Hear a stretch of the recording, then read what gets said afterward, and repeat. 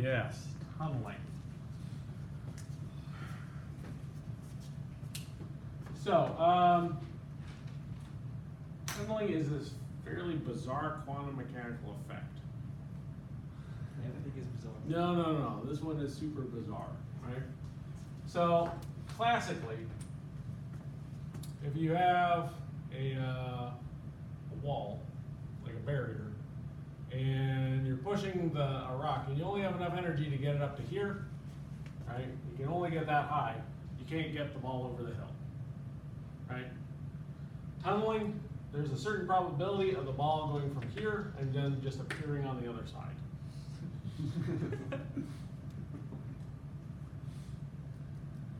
Now you might ask, is this real? It is. Scanning tunneling microscopy uses tunneling. So it happens in real life. Yeah. Tunneling actually It does exists. not happen in real life. Okay. And the research that I do, the research you will be doing, tunneling has a noticeable effect on rates of certain equations, particularly hydrogen transfer equations. In biological systems, certain hydrogen transport uses tunneling to actually increase the rate of reaction. So hydrogen is light enough that it can actually tunnel in a meaningful way, right? Because a hydrogen atom is just an electron and a proton, so it's fairly light. Tunneling is based on, to a large extent, the mass. Right? So the reason why you never see anyone like lean up against a wall and then just appear on the other side is because we're massive. Right? We have a lot of mass to us, and so the probability of showing wave-like behavior is very, very low for anything with a huge mass. But once you get down to the quantum level, tunneling can happen. And the explanation for why tunneling happens is if you have a barrier that is not infinite. So let's say that our barrier no longer goes up to infinity, but the barrier itself, V, we're going to go back to talking about one direction. V is greater than our energy. Right, so the potential is bigger than the energy. So you have a certain amount of energy, i.e., here's your barrier. You do not have enough energy to get over. Right, the barrier, you have, let's say, this much energy. The barrier is this high. It is higher than the barrier. So essentially, V minus E is greater than 0. V is bigger than E. The barrier that you're trying to get across is bigger than the amount of energy you have to get across it. Right? If you look at YouTube videos, there's all sorts of explanations. Pole vaulters, not being able to go up high, lots of them, right? But the key part here for tunneling is if particles don't have enough energy to make it over a barrier, and this can be a reaction barrier as well. They don't have enough energy to make it over a barrier. Depending on how wide the barrier is and how tall the barrier is, there is a non-zero probability that they can just go through and not go over. That's the slip, right? That's right. It's low. Yeah, of course. But when you're talking about a mole, 6.022 times 10 to the 23rd power, small things can happen in large quantities, right? Okay. So what we're going to do is we're going to set up the equation. At one point, I'm going to say that there's a very long set of algebra to get to the end equation. Should you wish, you can swing past my office hours and I can show it to you, but it's like about 2 or 3 pages of algebra to get there. But it's just algebra. Bless you. Okay, so our condition is we have a particle traveling towards a wall.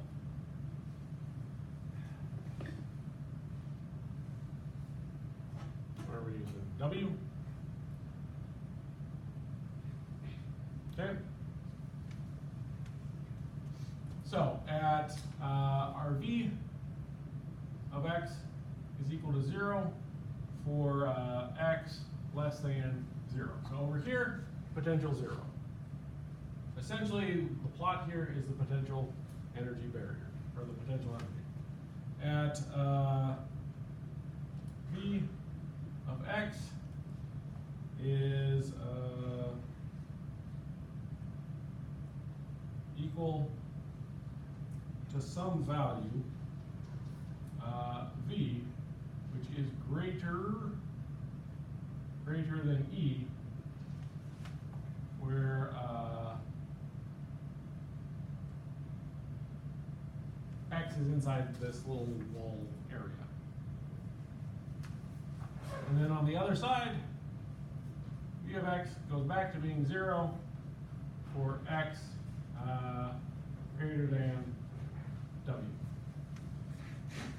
And these are equal, inclusive of the barrier.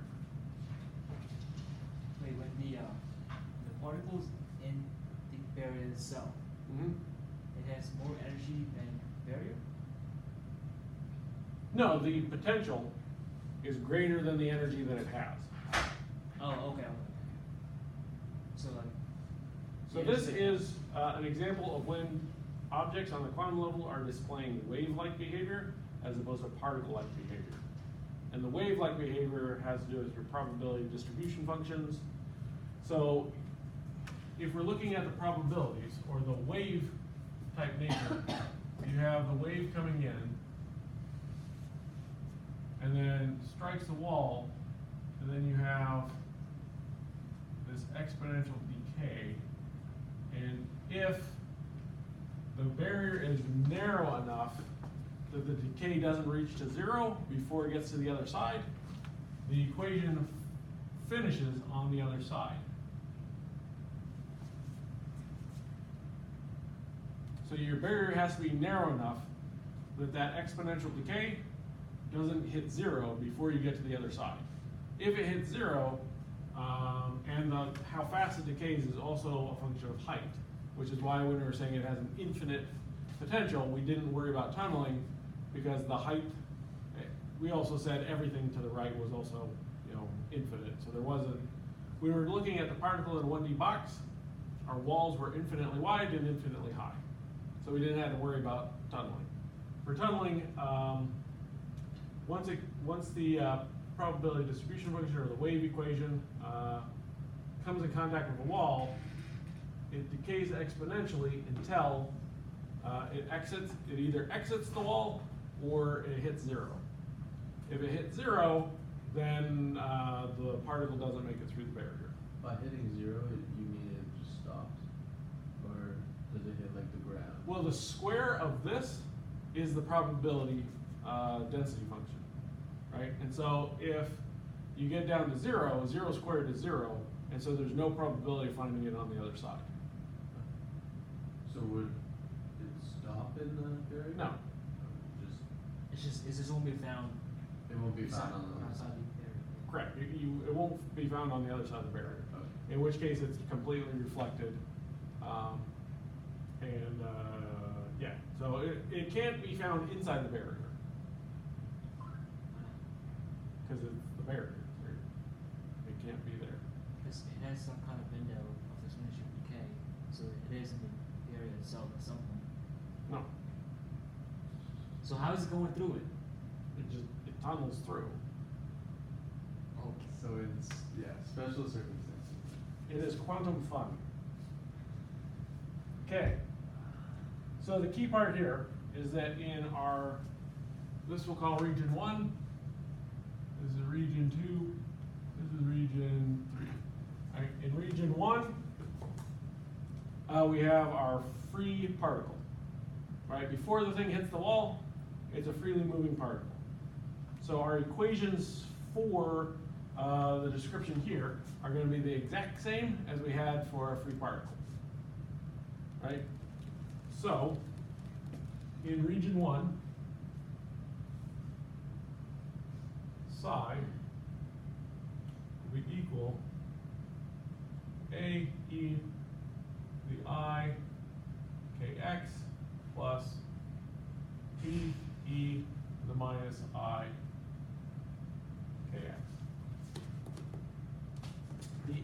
term going to the right.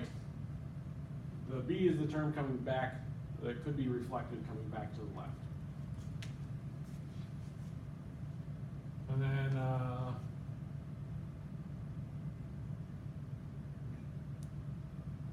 for this, KH bar is 2m kinetic energy to the 1/2 per free particle. Okay, in region 2, And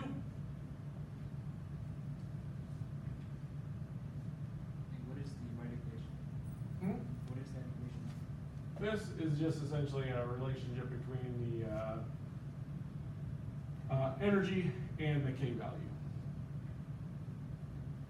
Is that for free particles, like? That's for a free particle.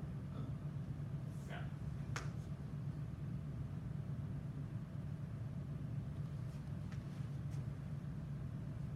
Okay. In all cases, we're going to be using the Schrodinger equation.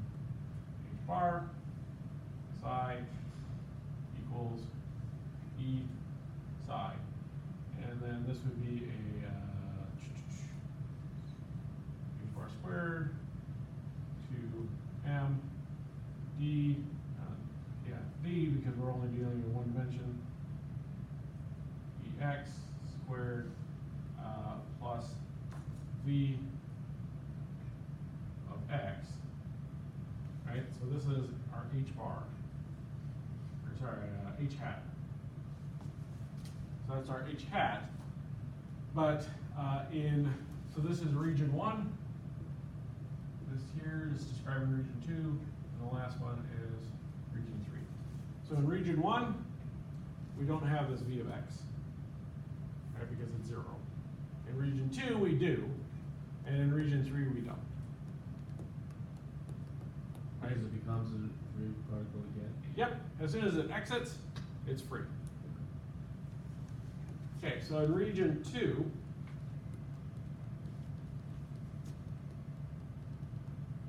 negative H bar squared over 2m d squared of psi dx squared plus v psi equals e psi.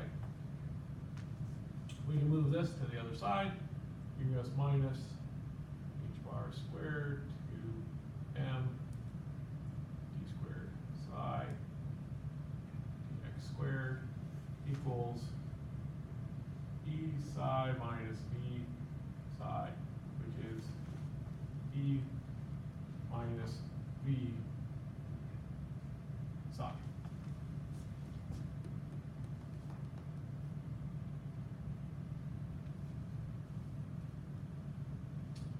Okay, something that follows this general equation. We have psi is equal to some other constant, E. Let's see if I can make this.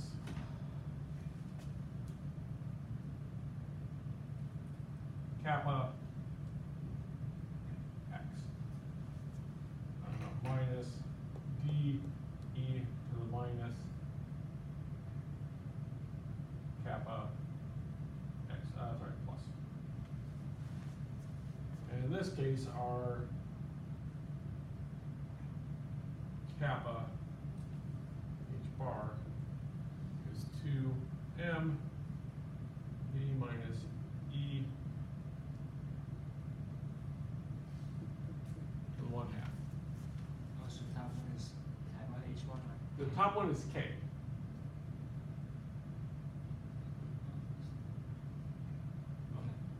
Trying to make them look different. So this is K versus kappa. If that helps. Trying to make the kappa look different. If you're looking in your textbook, it is kappa, which is why I'm trying to use kappa. Okay.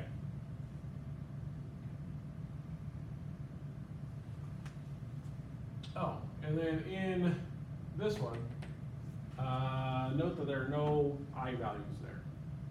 So that's sort of one of the solutions. And then in location 3, psi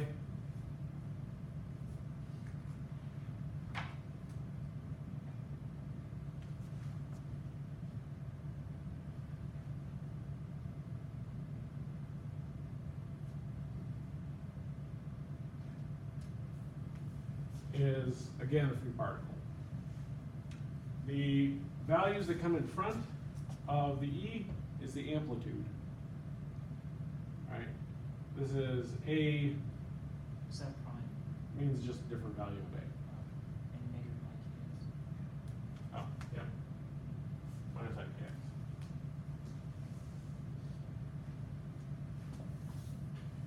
So, the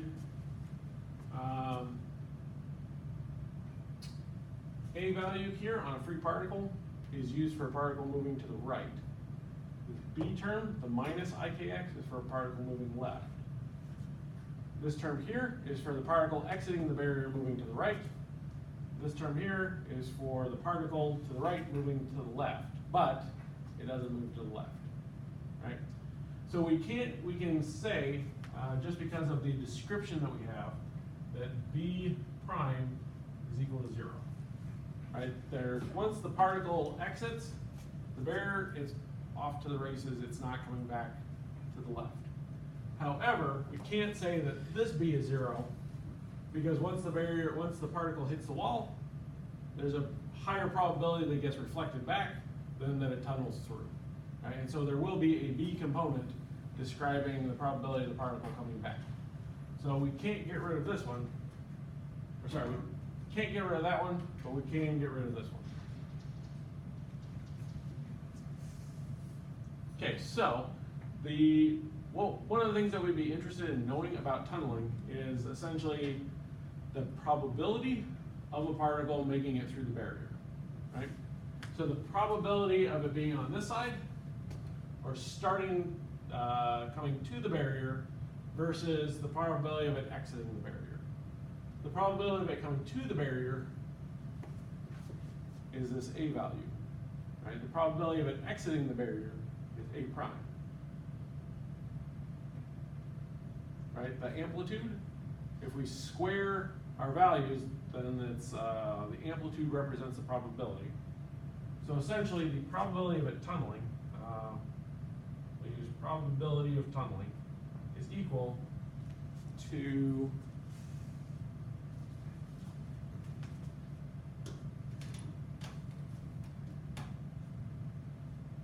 the value of A, because it has an I, we're going to use the it times its complex conjugate, divided by A squared.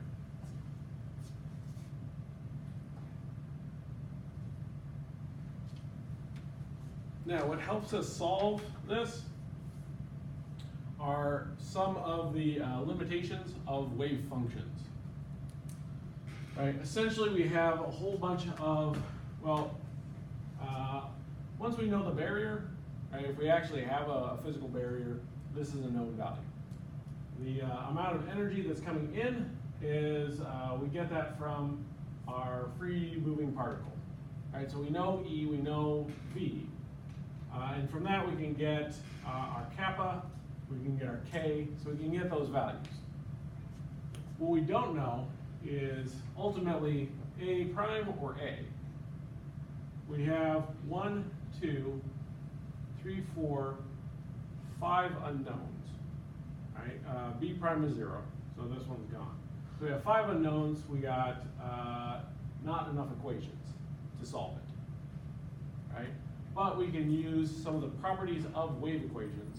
So if you look back at the definition when we were defining wave equations or first introducing them, there are a couple properties that they have to have. They can only be single valued, right? So you can only have a single value for it at one location. It has to be continuous. That's the big one that we're going to use to get a couple extra equations. So the value at this point here has to be the same as the value at that point there, right? The point where it touches the wall to where it's coming through the wall, or well, sorry, the part where it touches the wall to where it's in the wall, that has to be a continuous function. Same thing down here. All right, so to help us solve this, what that tells us is that this equation here has to equal that equation there at x is equal to 0. That's where the two touch, right?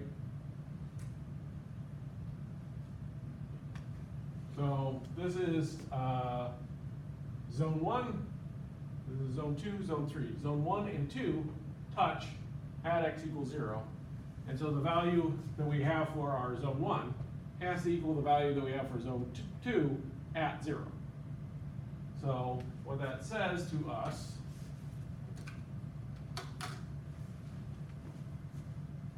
is that a to the e I kx plus b to the minus, b to the b e to the minus I kx has to equal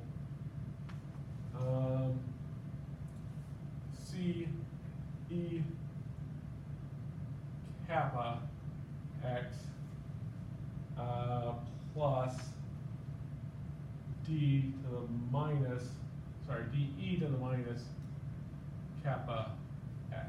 Now, if x is equal to 0, then it's e raised to 0 for all of them, right? If the x, so this is at x equals 0. If we plug in 0 for all of these, this is a e to the 0 plus b e to the 0 is equal to c e to the 0 plus d e to the 0. E to the 0 is 1, so a plus b is equal to c plus d. Okay? Now, a similar argument gets made at w, where x is equal to w. Except this time it's phase 2 is equal to phase 3. So, what that means is that c e kappa x plus d e to the minus kappa x is equal to a prime e to the I kx. The b is gone because we've already said that the b is the particle traveling to the right, and at that point, once the particle exits the barrier, it just keeps going. There's no particle to the right of the barrier coming back to the left, right? So this is our other term. Okay, so we have 1, 2, 3, 4, 5 equations. 5 equations, 5 unknowns, and this is where I say a whole lot of algebra gets you to the end answer. Is this still exam material? Hmm? Is this still exam? This is an explanation of tunneling. Tunneling's on the exam, but not derivation of tunneling. So this is at x is equal to w. Wait, so material you present on Tuesday, next Tuesday, will be on exam on Thursday?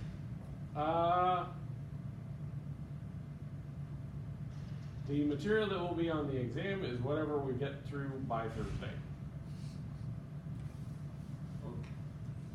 But I thought Thursday was the last. Doesn't have to be.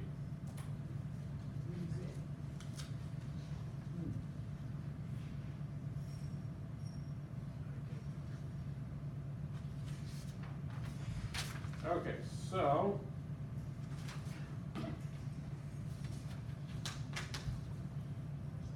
by a whole heck of a lot of math, we get that our probability for tunneling to occur is e to the 2 kappa w divided by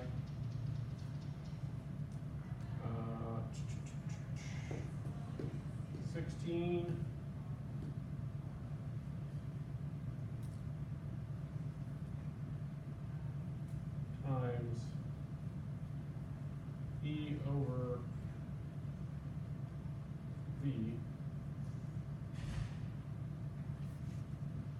times 1 minus E over V.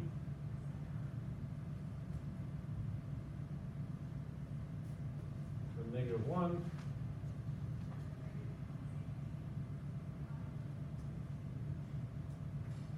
Which we could also express as 16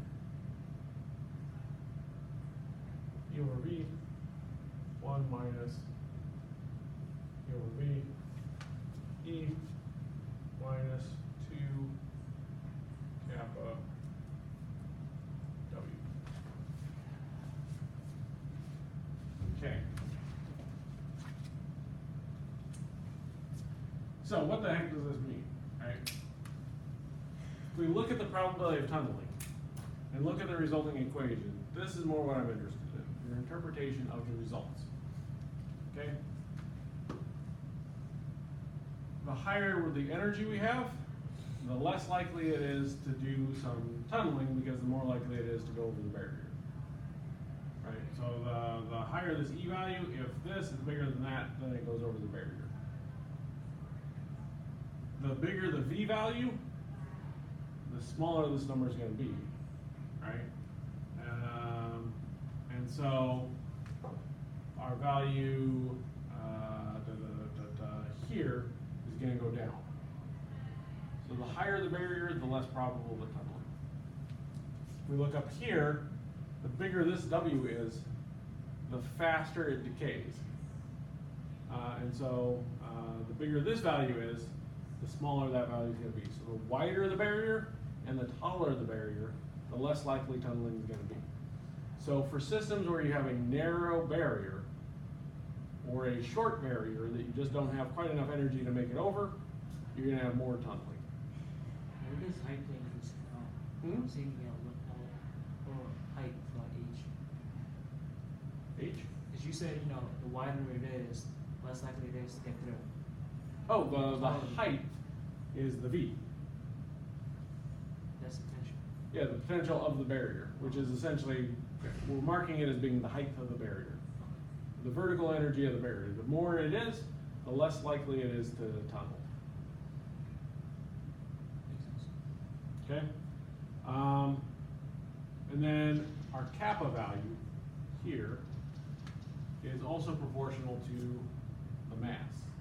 Right, so in this kappa term, we can move the h bar to the other side. The key part is that kappa is directly proportional to mass, or well, proportional to the square root of the mass.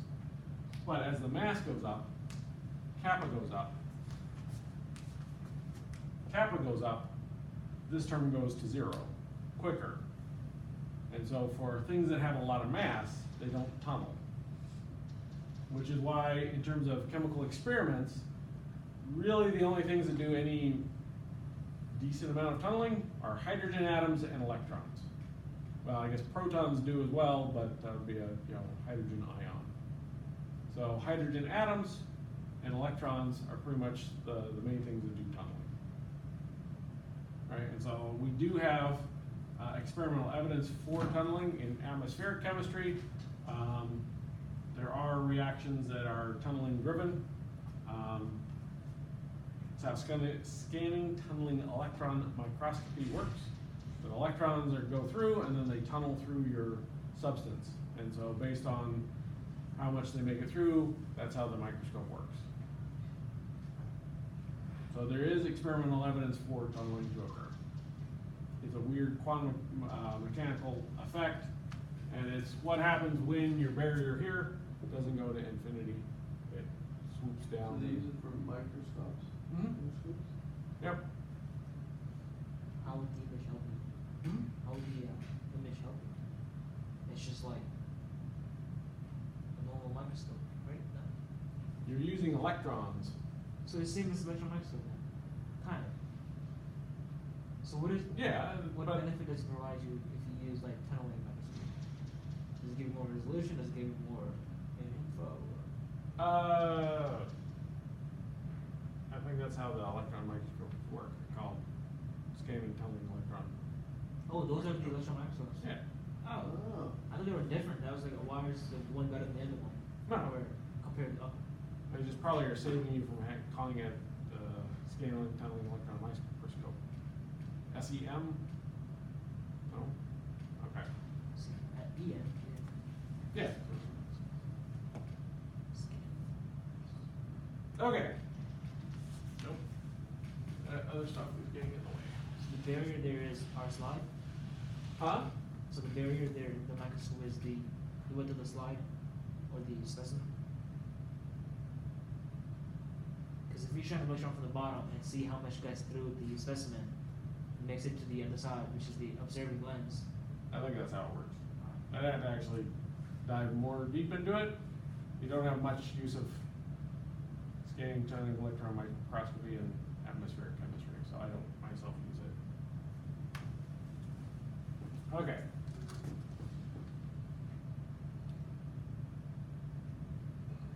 Okay, so we'll start in on this and then we'll finish this up on Thursday. I was hoping to do that today, but. Okay, so we looked at a barrier in which the barrier is higher than the potential, but it's a square barrier, right?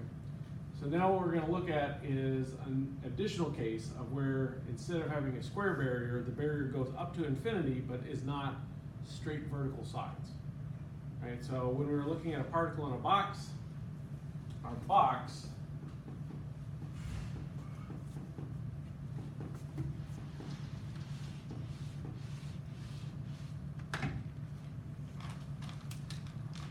had straight edges,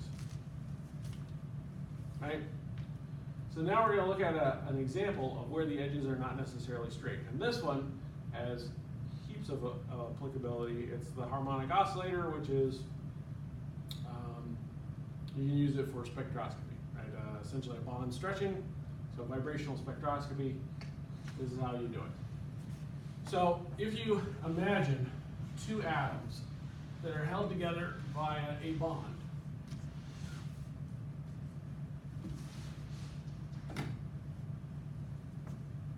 So we're going to call this atom A, atom B. The distance between the two is a radius r. So you take two atoms and you push them together, right? There's going to be, well, there's a happy distance at which they are, that's the bond distance. When you push the two together, eventually they start coming into contact and the potential energy goes up, right? So if we look at a graph, we got our happy little bond distance here. As you push them together, they get, the potential goes up and up and up. And then if you get really close, it starts going up really, really fast to infinity, right? On the other end, you can grab them and you can stretch them apart, and eventually it, the bond breaks. So at some point, once the bond breaks, you can freely move them apart without paying up too much of a cost. So at some point, they're infinitely far apart, where the bond is broken. But before that happens, you are, as you stretch them, the electrons and protons of one atom are attracting those of the other, and so you have to put in energy to break the bond. Right, so you're essentially stretching the bond out. A way to conceptually reference this to classical mechanics is to think of the bond as a spring, right? So if you're pushing them together, you're compressing the spring. If you're pulling them apart, you are stretching the spring, right? And then I guess at some point you break the spring and the balls come loose, right? So this graph here, you hopefully have seen it before. No? So Morse potential? No. No? The excuse me for laughing. Really? No, we have not ever seen these things. General chemistry? Okay, fair enough. So this is called the Morse potential.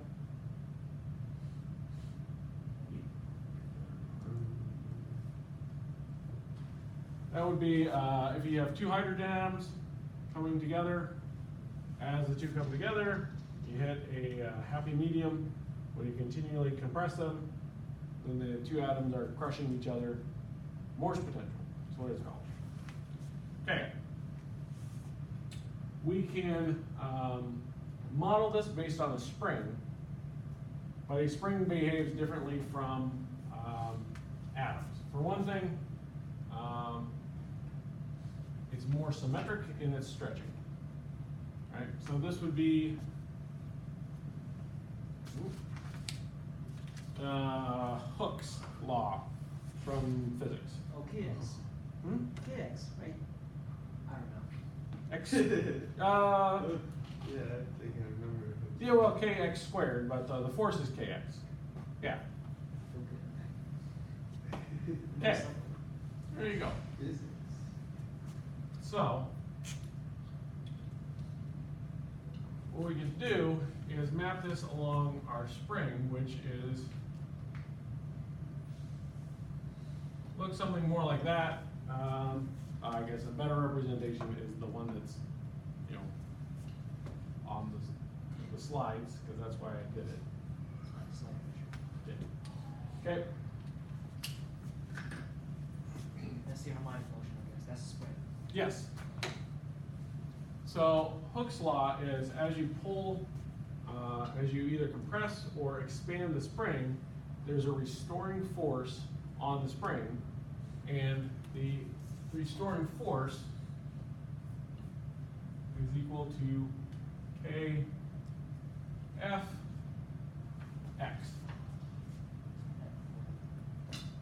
There you go.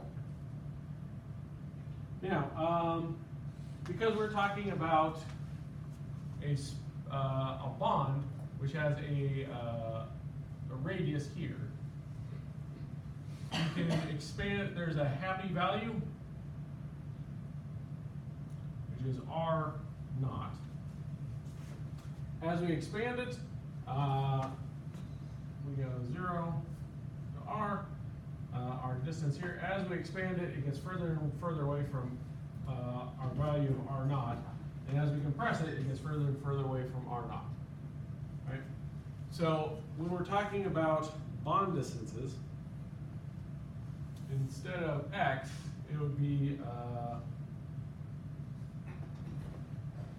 the energy is 1/2 KF R minus R naught. Essentially, how far it is away from that minimal happy value. Equals 4? Not yet. Now, when we're talking about a bond, the bond radius, there's a value we typically call zero energy when the two atoms are completely separated. So this we call 0, and then the amount of energy from the bond being formed is considered a negative value. This energy here is dE. Now, when we're working with Hooke's law, the values are positive, and so it would be handy if we could take our function here, instead of having it down in some negative value, push it up so that our 0 location is setting on 0. Right? So what we're going to in effect do is add dE to it. So our potential energy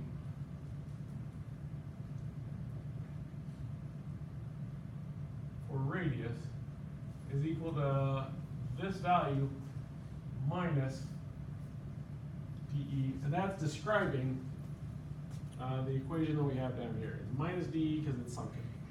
Right? So this is our energy as it's currently written. We're going to switch this over to an x-axis. We're going to let x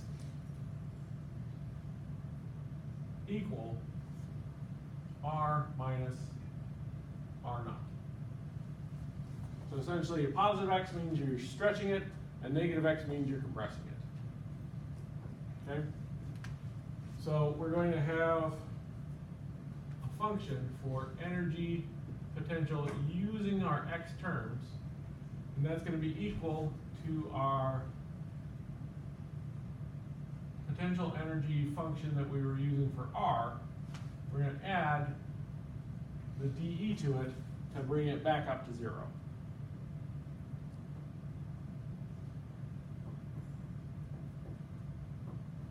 Okay? So our E, potential of X, we're going to use this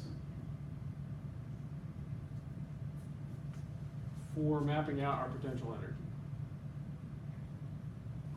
If you look at the Morse potential itself, down here at the bottom, it follows fairly closely to a squared, parabola, x squared. And so we can do a decent job of mapping it out, or I guess over here, it does, if you're looking at the widths, it does a decent job of mapping out the Morse potential. Here it goes a little bit further than this one, right? The harmonic is a little bit to the left, but over here, the Morse is a little bit to the right, so they cancel out a little bit for a decent amount of the curve. Coming up with an equation for a harmonic is a heck of a lot easier than working with the Morse potential, right? And so we can try to understand a vibrational mode using a harmonic system, like a spring, simplifying our math just to give us a conceptual understanding. If you needed something like super accurate, you'd go through the effort of using the Morse, but we're not going to be doing that.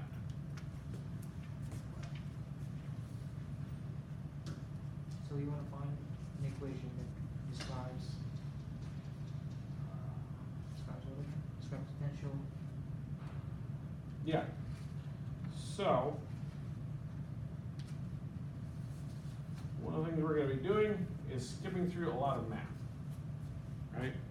So, if you're cool with me just saying, this is essentially the V of X that we're using, right? Our potential energy, this is the V of X that we're going to be using in our Schrodinger equation. Or free particle? Or is it like the same? No, this is not a free particle. This is a particle that's attached to another particle. This is an oscillating system. Free particle is when it's experiencing no potential. But we just defined a potential. That is. And so this one can't be a free particle.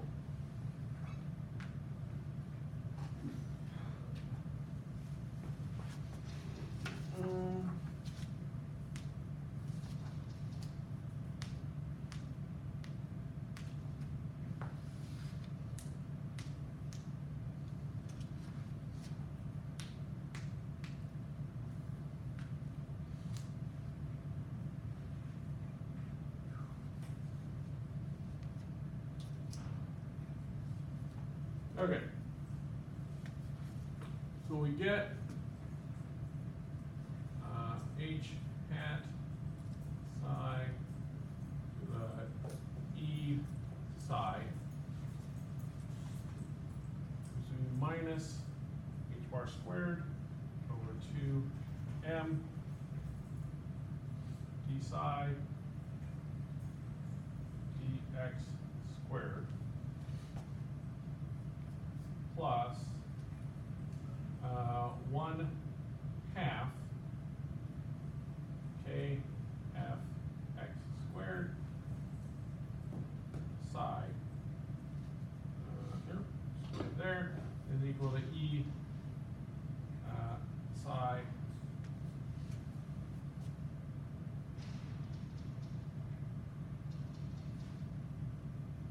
yeah. Okay, so that's going to be our potential.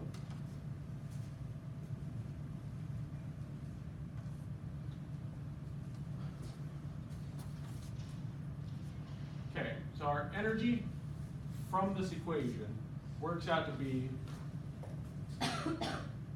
n plus 1/2 h bar nu, where nu is the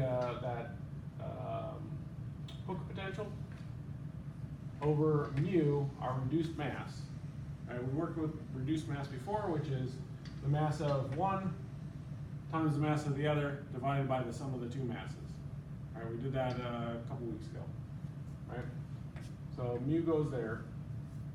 The wave function that solves this type of equation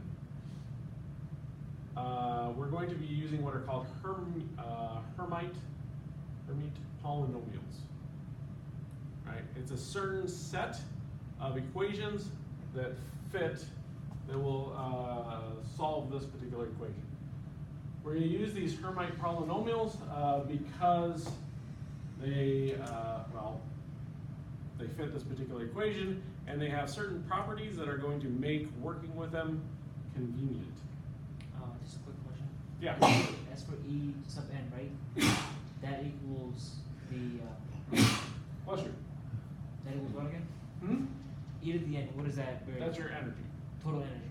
Yes. Okay. So total energy is, N plus 1/2, whatever energy level you're at, or vibrational energy level. Yeah, and that level plus 1/2 times h bar h bar times nu, where nu is square root of the restoring force, the kf, your Hooke's constant, over your reduced mass. so that takes care of everything like the, Yeah, second that's E. derivatives. That's that. And you just plug in the n that you want. Similar to whenever we finished all the other ones, when we finished the free particle, we had E is equal to something, particle in a box, we had E is equal to something with a bunch of n's, but you could just take that result, come up with the energy level, right? So several pages of math get you to this point. What, that slide isn't on, Not yet. So, It'll be there. Okay. So essentially, it's your wave equation for a particular energy level is equal to the normalization constant. Unlike before, our normalization constant for a particle in a box was just the width of the box, no matter what energy level we were dealing with. For the harmonic oscillator, it depends on what energy level you're at.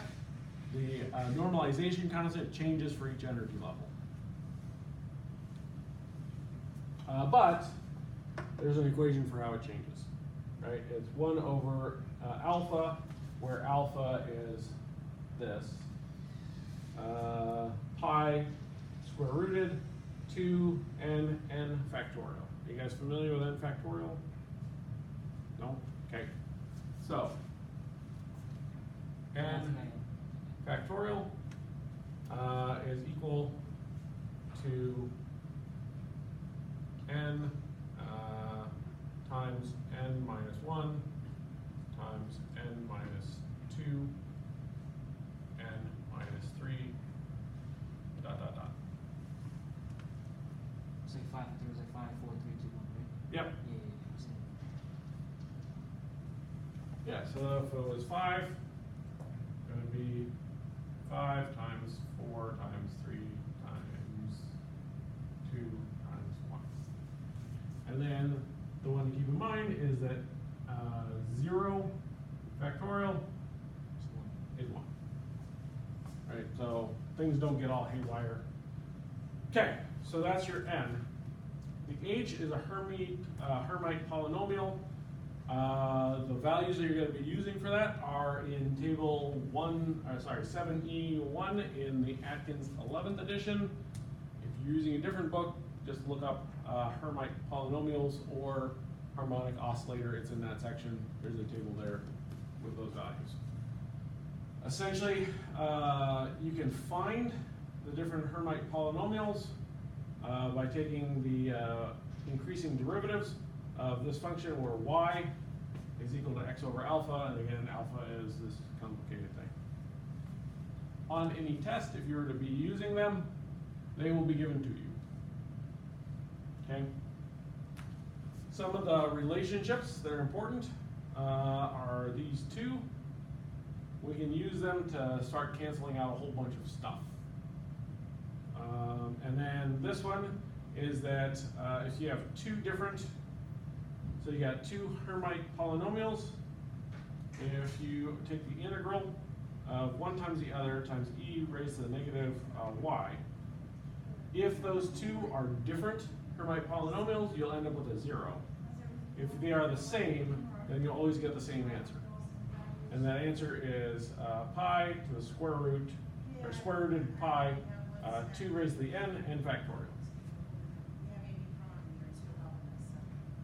And next time I will show you how that actually comes into play for different stuff. Okay? So we will hopefully finish off chapter 7 next time. Thursday? Yep. No lab on Thursday.